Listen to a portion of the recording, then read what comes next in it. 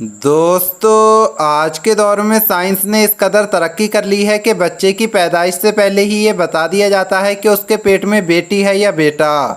लेकिन सवाल ये पैदा होता है कि बेटा या बेटी पैदा होने के पीछे हिकमत क्या है। बाज़ लोगों को अल्लाह बेटे क्यों देता है और बाज़ लोगों को अल्लाह बेटी क्यों देता है।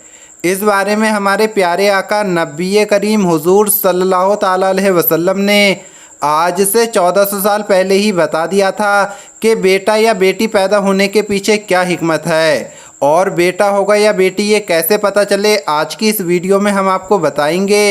वीडियो में आगे बढ़ने से पहले अगर आपने इस वीडियो को लाइक नहीं किया है तो वीडियो को लाइक करें।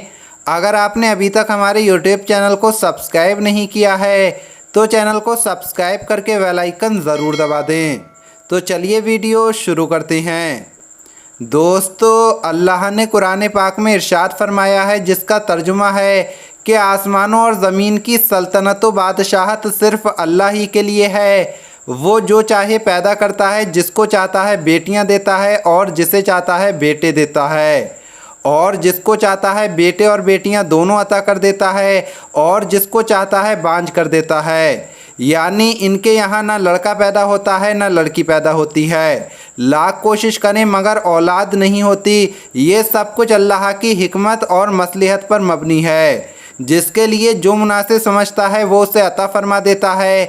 लड़के और लड़कियाँ दोनों अल्लाह पाक की नेमत हैं।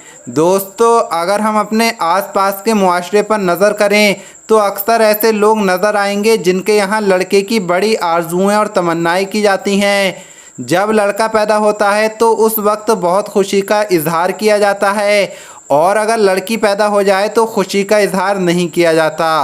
और बाज़ मर्तबा बच्ची की पैदाइश पर शौहर अपनी बीवी पर और इसी तरह घर के दूसरे लोग औरत पर नाराज़ होते हैं कि बेटी क्यों पैदा हो गई।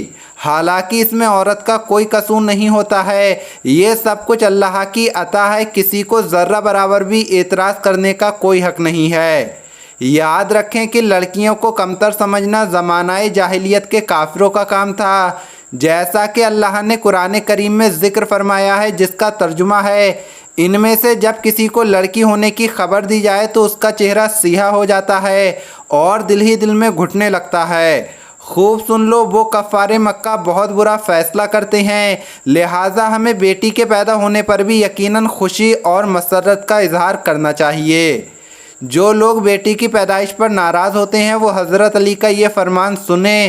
कहते हैं कि मदीने में एक शख्स था जिसके यहाँ जब भी बेटी पैदा होती थी तो वो अफसोस किया करता था, गुस्सा किया करता था। जब हज़रत अली को इस बारे में इल्म हुआ तो आपने उस शख्स को बुलाया और फरमाया, ऐ शख्स, याद रखना, अल्लाह हर शख्स को बेटी अता नहीं करता, बल्कि अल्लाह पाक जिस इंसान को जन्नत में जगह देना चाहता है और जिस इंसान के सारे गुनाह माफ़ करना चाहता है, जिसकी आखिरत को संवारना चाहता है, तो उसको बेटी जैसी रहमत से नवाजता है।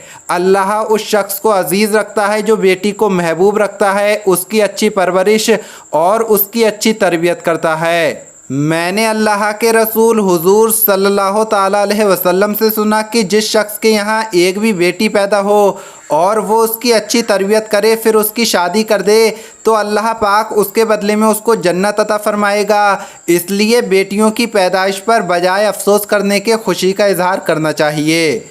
दोस्तों, अब आपको बेटे और बेटियों के बारे में बताते हैं। दोस्तों, जैसा कि कुरान पाक में बेटे और बेटियों के पैदा होने के बारे में अल्लाह ताला का फरमान है कि वो जिसे चाहे बेटा दे, जिसे चाहे बेटियाँ।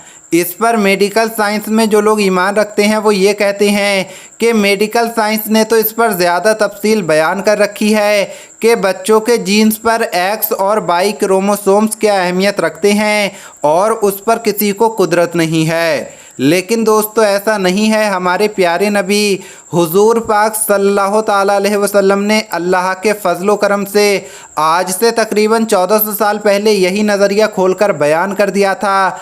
ये वाक़या आज से तकरीबन 1400 साल पहले का है, जब बच्चों को जांचने के लिए कोई भी मशीनरी नहीं थी। ये इल्म अल्लाह पाक ने अपने महबूब हमारे प्यारे नबी हुजूर पाक सल्लल्लाहु ताला अलैहि वसल्लम को अता किया था। کہ آپ یہودیوں کے اس گروہ کے سوال پر یہ حقیقت بیان فرمائیں کہ لڑکے اور لڑکی کی پیدائش میں عورت کے وعدے اور مرد کے جراثیم کیا کردار ادا کرتے ہیں۔ دوستو، صحیح بخاری میں ہے کہ یہودیوں نے اسلام قبول کرنے کے لیے حضور پاک صلی اللہ تعالیٰ علیہ وسلم سے ایسے سوالات پوچھے، جس میں ایک سوال یہ بھی تھا کہ اب ہم پوچھتے ہیں کہ عورت اور مرد کے پانی کی کیا کیفیت ہے اور کیوں کبھی لڑکا پیدا ہوتا ہے اور کبھی لڑکی۔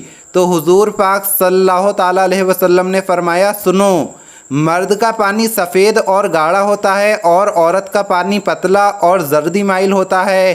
جو بھی غالب آ جائے اسی کے مطابق پیدائش ہوتی ہے اور بچے کی شکل بھی اسی کے مطابق ہوتی ہے، کبھی ماں کی شکل سے زیادہ ملتی ہے اور کبھی باپ کی شکل سے۔ جب مرد کا پانی عورت کے پانی پر غالب آ جائے تو اللہ پاک کے فضل و کرم سے اولاد بیٹا ہوتا ہے، اور جب عورت کا پانی مرد کے پانی پر غالب آ جائے تو اللہ کے حکم سے اولاد لڑکی ہوتی ہے۔